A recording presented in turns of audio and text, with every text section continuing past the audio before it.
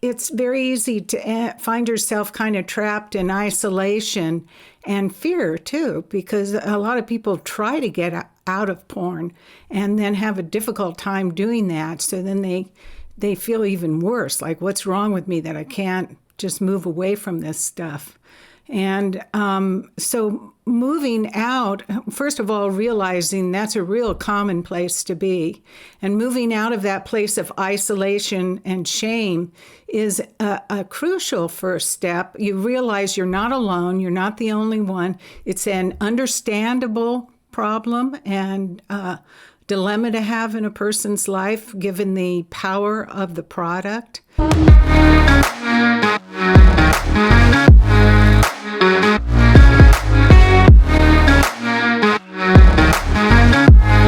You know, I was a therapist for 40 some years, and a lot of people came to me with their sexual problems and you know, different kinds of really personal difficulties. And so I'm used to talking with people who have serious problems that they had a lot of shame about. And so going to a therapist can be a good option because you're guaranteed privacy and someone who understands and has heard from other people with similar problems. But as a very first step, sometimes people find it's good to go to a trusted friend or relative. And, you know, there are different levels you can speak on. You don't have to say, you know, I'm addicted to porn or something.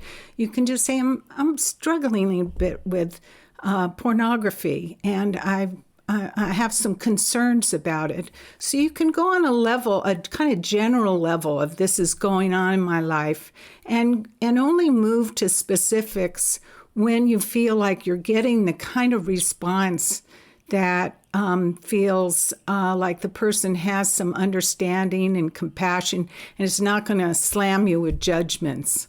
That's really interesting, because I was actually going to also say, like, what were your sort of tips for, I think guys especially, who've maybe never opened up to this, to anyone about this, sorry. And for example, like a lot of the users of our app, they have very high barriers to sharing the problem because there might be sort of religious disapproval or other sort of family issues, right? Mm-hmm. You know, they might have very legitimate reasons to be scared of sharing this with someone. Yeah.